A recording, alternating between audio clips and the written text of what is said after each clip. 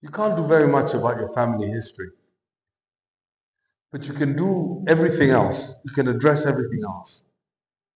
You can address diabetes, get it under control. You can control your blood pressure. You can control your cholesterol. You can control your smoking. You can try and manage stress and sleep. So these are targets that you all need to focus on. We're all born equal, but eventually some of us succumb to these diseases and others don't. I think I'm going to stop there. Maybe just say one more thing. How often should we be doing a checkup? So give me an idea. How often should an average patient check their blood pressure? Let me ask you. How frequently should we check your blood pressure? When was the last time you had your blood pressure checked? Once in 6 months. Once every 6 months. Any other answers? Sorry? Every day? On average, once every year is enough if your blood pressure is good and you don't have high blood pressure. Blood pressure isn't a way to figure out whether you're having a heart attack. A lot of people make the mistake of checking their blood pressure thinking, oh, it's okay, I'm not getting a heart attack. Everyone's blood pressure starts off quite well when they're suffering a heart attack.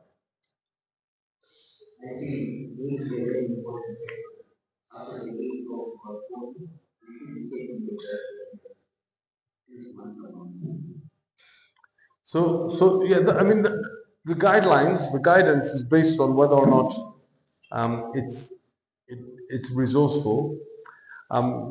So we advise you to do a proper blood pressure check once a year. You don't need to do it more frequently. If your blood pressure is well controlled for this year, wait until next year. You've done your clean bill of health. You don't need to carry stress. Sometimes your blood pressure will be picked up a bit later, but remember, we're controlling blood pressure today, not to prevent a problem immediately, but we're trying to protect your lifetime risk of a heart condition. It takes 10 or 20 years from the moment you develop a condition like high blood pressure for the arteries to become diseased. So being over enthusiastic about it doesn't come with any proven benefit. Diabetes should be screened once a year above the age of 40. Your cholesterol can be screened from the age of 21. People think that you need to check for cholesterol at a much older age, but if there's heart disease in the family, then you can get your diabetes, your cholesterol checked. You check it once every 2 years. If it's fine, relax. But there's fine and there's fine. And I've noticed recently that the GPs are happy with numbers which I'm not happy with. They look at what the laboratory says, and the laboratory is very out of date, and they'll say your LDL is 3, and the reference says 3.1. But if there's heart disease in your family, or if you're above the age of 40, we aim for LDL less than 2.6. I'll tell you what LDL is in a second, but that is the measure of cholesterol that predicts heart disease that's widely available. It's LDL, it's the bad cholesterol. And the figure, if you've had a heart attack, we aim to get it below 1.8. If you haven't had a heart attack, we aim to get it below 2.6. And the closer, the lower it is, the better. How often should you do an ECG? In general, you don't need to do an ECG, except if you develop symptoms. If you go to the UK, you're not invited to your GP's practice to get an ECG done. It's not routine. I know many people do that, and I think if you want to be cautious and if you're from a community with heart disease, doing it once a year is reasonable. It doesn't need to be more frequent than that, and many people go for general checkups. An exercise stress test is only indicated if you have symptoms. If you have symptoms, then do a stress test. If you don't have symptoms, you'll find yourself in a situation where the stress ECG has come back abnormal, but you're feeling perfectly fine and we won't know what to do. And the next thing we'll have to do is called a stress echo to try and figure out whether ECG is falsely positive or falsely negative. Unfortunately, no one has proven that doing an exercise ECG in a population prevents heart attacks or identifies those that can be picked up and treated early. And the final thing is a CT scan of the coronary arteries. The coronary arteries, when cholesterol deposits in the arteries. The cholesterol is plugged by calcium. So if anyone has heart disease in the family, everything looks good. They're not smoking, the cholesterol is good, everything is apparently on the numbers good. But you're worried that there's a genetic preponderance of this. Then a calcium score will tell us whether or not the cholesterol is building up without you knowing about it. So I think I'll stop there, and I'm happy to answer any questions. Thank you.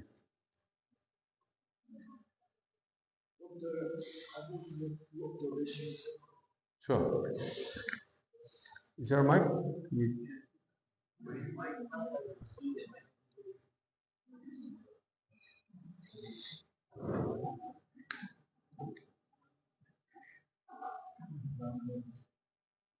First of all, I think this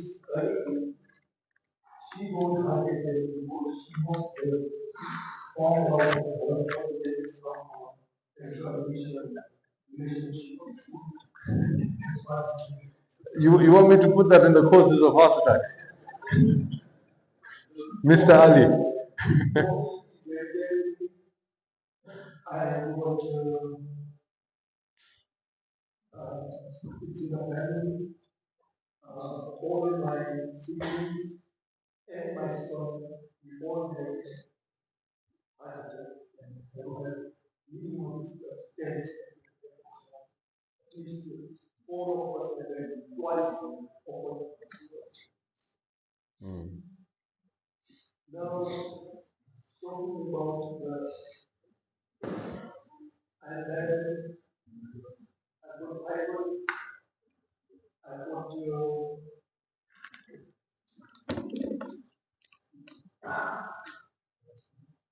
cholesterol problem. Now, what do you suggest I do? Because I say that the last time I read on the food states is the labels. Okay, I have to be on board. You have to be? On board and can be.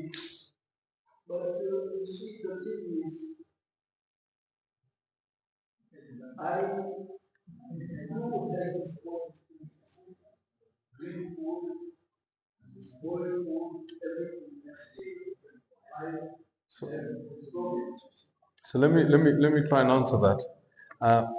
What he's saying is that he's suffered coronary disease, but it's progressing in spite of doing all the right things, all the things that people are telling us to do. Avoid excessive fat in the food. Incidentally, the best way to manage diet is to reduce cholesterol and carbohydrate. Reduce fat and carbohydrate. If you just reduce one of them, the cholesterol is made from the other. So if you reduce the amount of carbohydrate you take, the fat that you eat will turn it into the bad cholesterol. If you reduce fat, the carbohydrate will be converted into cholesterol. So it's true. There is a genetic preponderance. There's this group of medicines called statins. All of us have heard of them. We've seen them in the WhatsApp. If you have heart disease or family history, statins are important.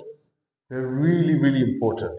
They may not need to be given to people who don't have heart disease, but what is unquestionably clear is that you should be taking a statin.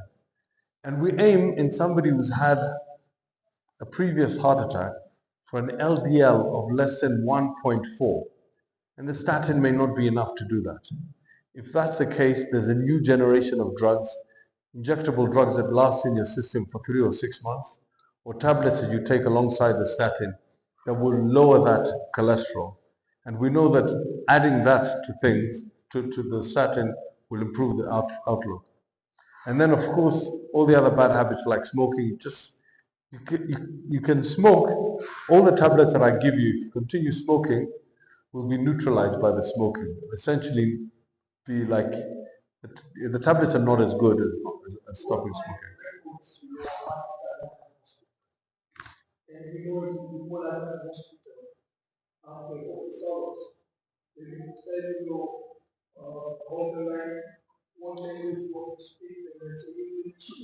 Even in office hours.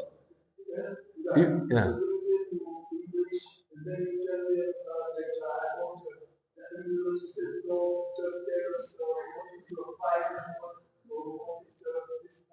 So don't call a hospital to complain of chest pain. Hospitals are not facilities that can organize that. Yeah. Go to casualty, go to the emergency.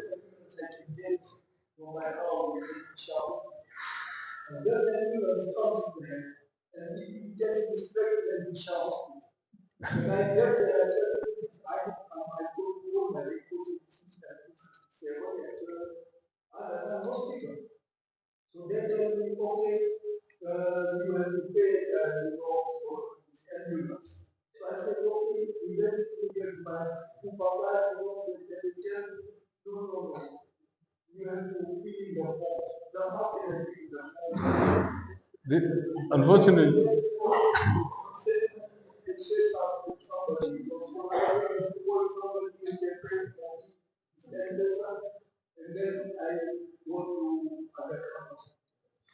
this, we definitely have systems issues in Kenya. Nothing is connected. There should be an ambulance set up that belongs to the government, is free at the point of call, and is this should happen.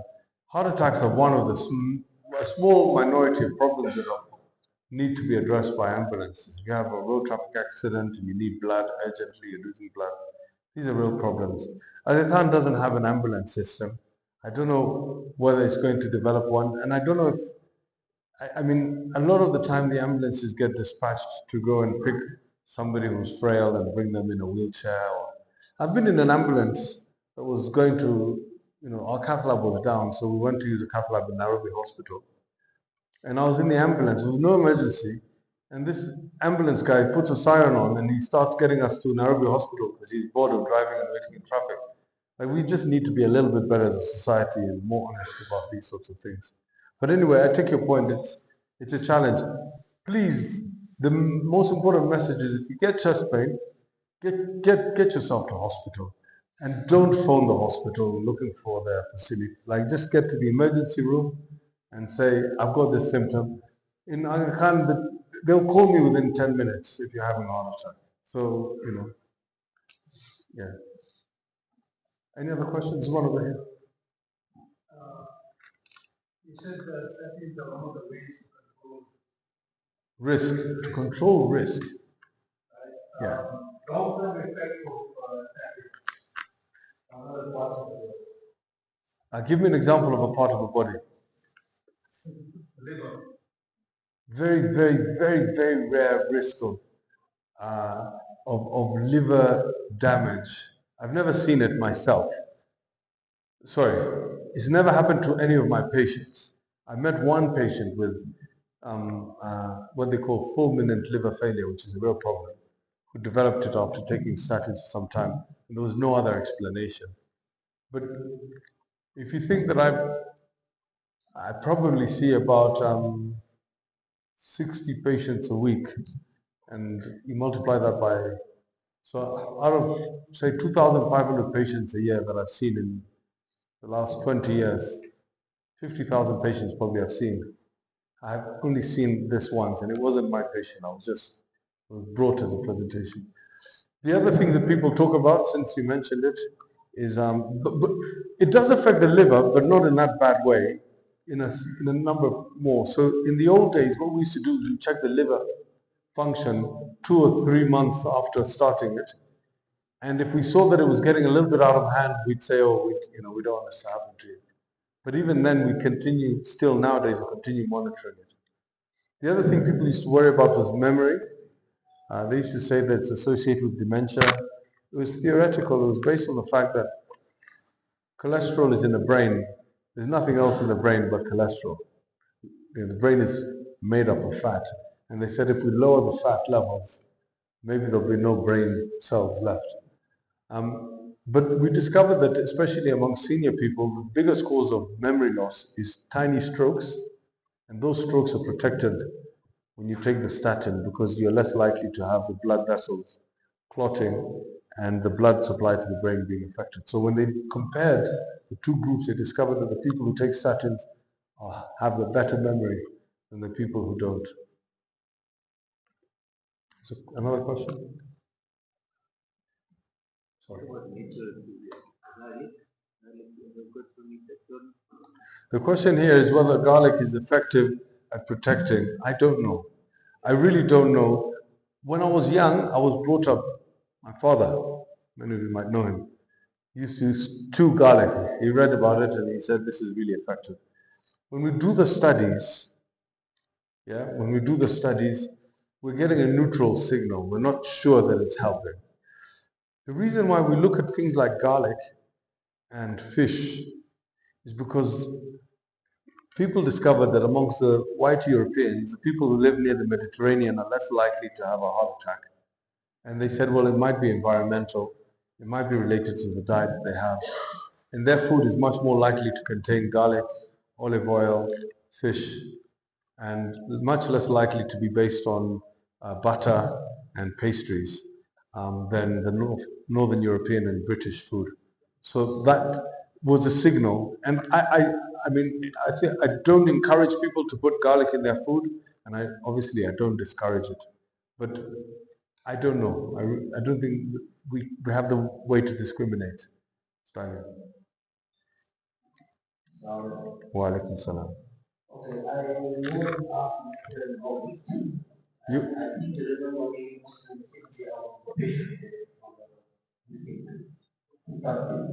is it biological? Okay, that's a really nice question. Thank you. This is how an angioplasty works. I didn't show you how it works. Let me try and balance that. We put local anesthetic in your wrist over here. And inside that we put like a drip needle, a drip sheath, you know the thing that you use for a drip. It's slightly bigger than that. And that becomes a road for us to pass equipment to the arteries of the heart called the coronary arteries. You're not supposed to feel the blood passing through your vessels. So unless that vessel is very tight and too small for the equipment, you usually don't feel the equipment. Once it's in the right place, a camera sits over the heart and I inject a dye called contrast. And the contrast shows up on the X-ray. If the vessel is big, then the contrast will show a smooth line. If it's narrowed, then you'll see it getting pinched before it fills up. And you'll just see a black area which becomes less black and more thin and then becomes bigger. Now when I see that, that small catheter that's allowed me to inject contrast becomes a new road. So I've got a little road over here, I'll put a new road here, sit in the artery, just outside the artery. And through that bigger road, I feed a little wire. It takes about half a minute to get the wire across the blockage. Now that wire becomes a road. And over that wire, I feed a little balloon. And I take that balloon to where the narrowing is, and it's connected to an inflation kit. We inflate the balloon and deflate it. At that point, the vessel goes from being 95% narrowed to being 20% narrowed. The problem is if I was to walk away then, and I just use a plain old balloon, that cholesterol will rebuild and reform inside that vessel within a few weeks or a few hours. So in the 90s, the late 90s, early 2000s, they decided to put something called a stent, which is a little tube. I think I showed you a picture of that earlier. A little tube, and that would be squashed onto the balloon so that when you inflate the balloon, sorry, I'll try and find it. When you inflate the balloon, it stays there and keeps the vessel open. And then you remove the balloon and everything can flow. Recently, there's a new type of balloon which has medicine. It's called a drug-coated balloon, which has medicine in it that actually keeps the vessel from recoiling and can be used instead of a stent. It's not a plain old balloon. Sometimes for the smaller vessels, we'll use that because a stent may be taking too much space inside a tiny vessel, and we don't want it to do that and obstruct the flow. Did that help? And the stent, yeah. Now, I got to start and I was given number of medicine for the hospital. Now, the problem I get now is that my left nostril, I have to keep on blowing every 2 hours, or if I don't keep it moving, I have to blow only the left nostril. 3 years into the coming out. I went to one ENT, he gave sprays, and didn't work. And then another ENT, gave me steroid spray, and didn't work. My wife was big problem. One of the medicine is holding is already the left nostril, very clear with this. This is the first time I've heard of this myself. I'll be honest. People don't always associate a symptom with the medicine. So unless your wife had read about it, you'd probably go and see your cardiologist and talk about lots of different things related to your heart without giving him the signal. So it's something I'd like to go and investigate myself. I'll see if I can get anyone else in the bigger cardiovascular community who's experienced this. Um, there are side effects to drugs. One really important message, and I think it's almost time to eat, right? But one really important message is the blood thinners are not negotiable after you've had a stent. In other words, you go and see a doctor who says, I want to remove a tooth.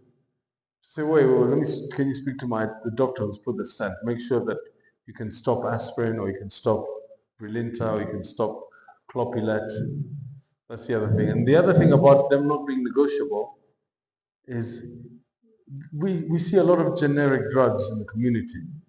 Some generics are better than others. Some drugs are are made in processes and plants which have FDA approval, and some fail to get FDA approval, but they got Kenya Pharmacy and Poisons Board approval instead. For the blood thinners, after the stent has gone in, it's really important that you make sure that you choose something that has that kind of has gone through a little bit more rigorous, because you don't want to take chances with them. Yeah. Okay. What about your view about patients who are anemic? The cause is not found. What is the percentage of anemic patients getting? So I think you're asking about anemia and heart attacks. Anemia doesn't necessarily cause heart attacks, but it makes it a bit of a challenge to leave a stent, because the blood thinners, when you are anemic, are, if the anemia is caused by blood loss and we're giving you blood thinners, we become a little bit worried about it. We're more likely to use those new drug-coated balloons in that situation. If you go into any facility and you're having a heart attack and there's any history of losing blood, especially blood in the stool or vomiting blood, then make sure that the doctor knows, so that they can leave the correct equipment in you, so that you're not condemned to blood thinners, and that could make the anemia worse. In my profession, we see a lot of cases of postpartum hemorrhage. Yeah. So usually in our hospital, we say that the cardiologist should be on site at that time, because it becomes difficult at that time to control the postpartum hemorrhage and the cardiologist. Yeah, that's really important. Like saving. Yeah, there should be communication between any surgeon or any person who wants to do a procedure and the person who's left a stent, so that the right decisions are made.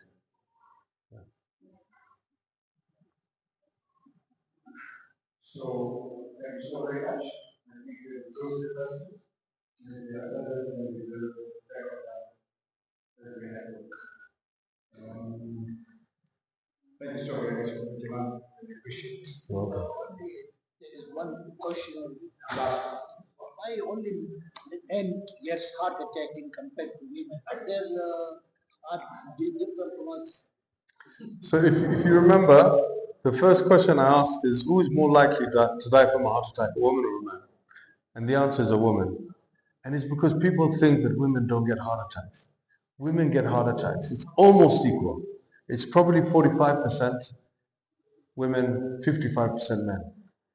So let's not, one of the things here, if any of the ladies in our communities experiencing these symptoms, if you've got the same family history, it's probably the same disease process. The thing that protects women is ovaries. So as long as you have ovaries, the hormonal balance is favorable. When you reach menopause, then you reach the same, you catch up with the men. So women will more likely get heart disease if they've had a womb removed with the ovaries removed, or uh, if they've reached the menopause. But diabetes and the other things, they don't pay attention to whether you have ovaries or not. They'll cause your heart attack early. Yeah. So, sorry? This one? Yeah, yeah.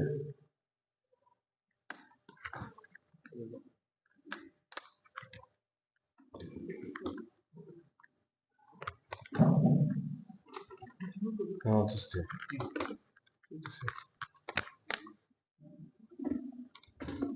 So first and foremost, celebrations of the Iran. So despite the fact that he is in the condition he is, he actually took the time and the effort to take us through some of the facts, important facts, and I, on behalf of all of us at the Jalan, really thank you so very much for this particular fact. Thank you. Secondly, I would like to say England's loss is Kenya's gain. 2012 is when Dr. Jairam left UK and came here himself. And therefore, Leicester Hospital lost its service in Kuwait and Aga Khan Hospital gained its service. So welcome back. Yes. And third is, I think because of that medication is not touching on obesity. And if you look at the 8th slide in this presentation, it shows the big fat policeman sitting hiding there, totally obese. So we need also to look up more. Nevertheless, I think we've got a little time to run through what I started off as a coffee debate. So if we are all together in this, then I go through the key points in less than 2 minutes. It's informative, so please bear with me. 70% of the world's coffee is Arabica. First of all, anybody qualified to answer those 5 questions which I posed? What a beautiful human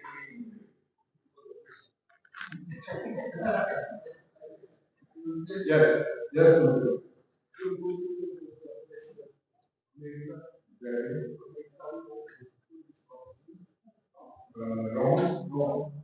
Wrong.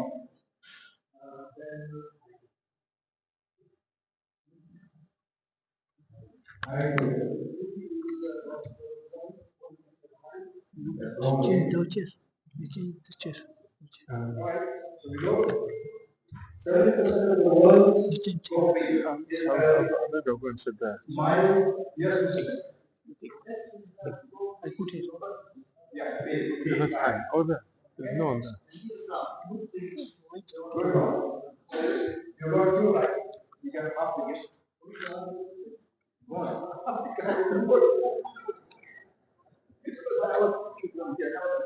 We'll come to it. But I'll still give you the gift. Alright? Okay, and the gift for you is, before we go into the details, is a dua telling you roughly this weekend.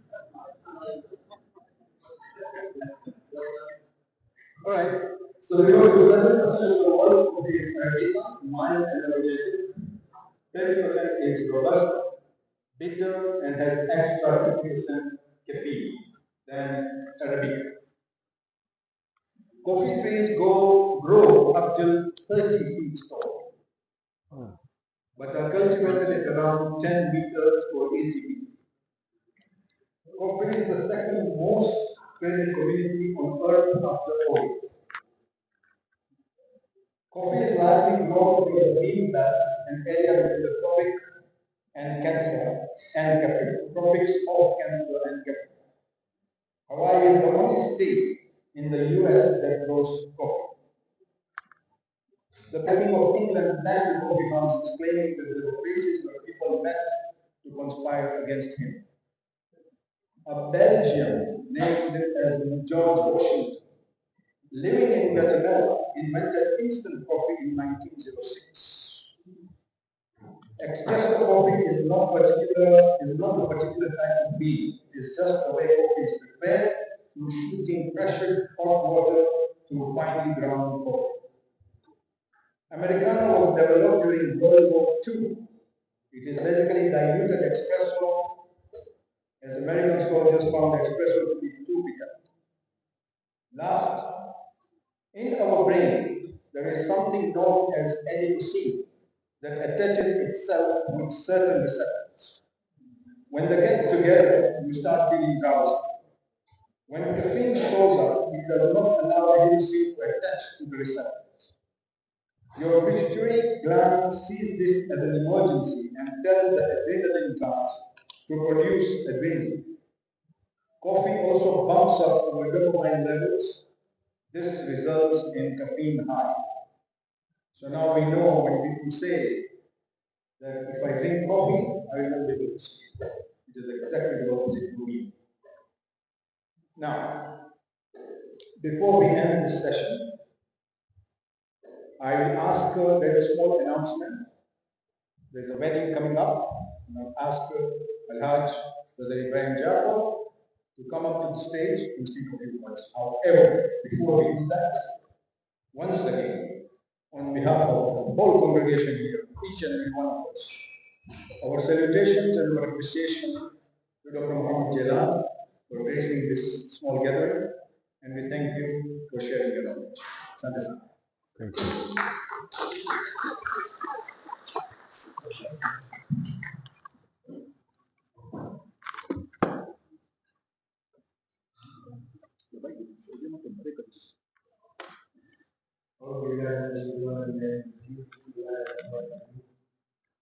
First of all, I'd like to thank Dr. Mohammed Jalan for raising this case, but informative talk. Secondly, may I request the two parties to just stand out. As I was reading the house today, I met Dr. Asomji, and I wanted the English name for the word Bevan. Bevan means in Gujarati, it means my daughter getting married to his son, so our relationship is for Bevan. But funny thing is that there is no English word for that. But the more confusing issue is that on Friday, my daughter is getting married, the last born is getting married to his grandson. So that means now our relationship is even more confusing, that my first daughter got married to his second son. Now my last born is getting married to his grandson. Anyway, that was what I like the most. English, we call it outlaw. I wish to invite you all personally for the Shuruat Shadi on Tuesday with Niaz, and on Friday night for the Nikah with Walima. Please take this as a personal invitation, and I want to meet you. Please. Thank you. Very good. Welcome and see you. Ciao.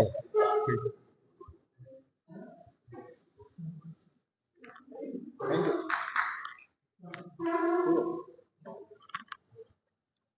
So,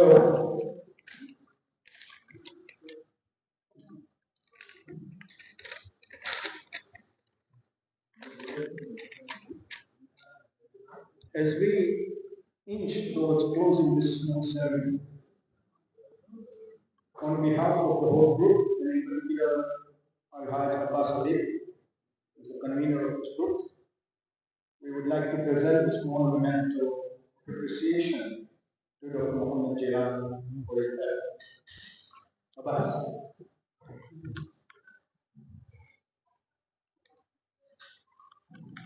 You stand up. Huh? Shukran. Thank you.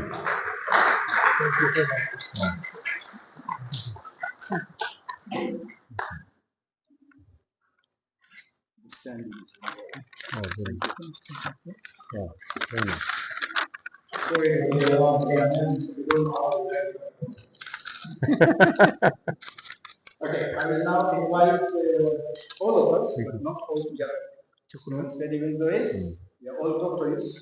Please proceed to the dining table and enjoy it. Thank you. Thank you. Just unplug this for me, please.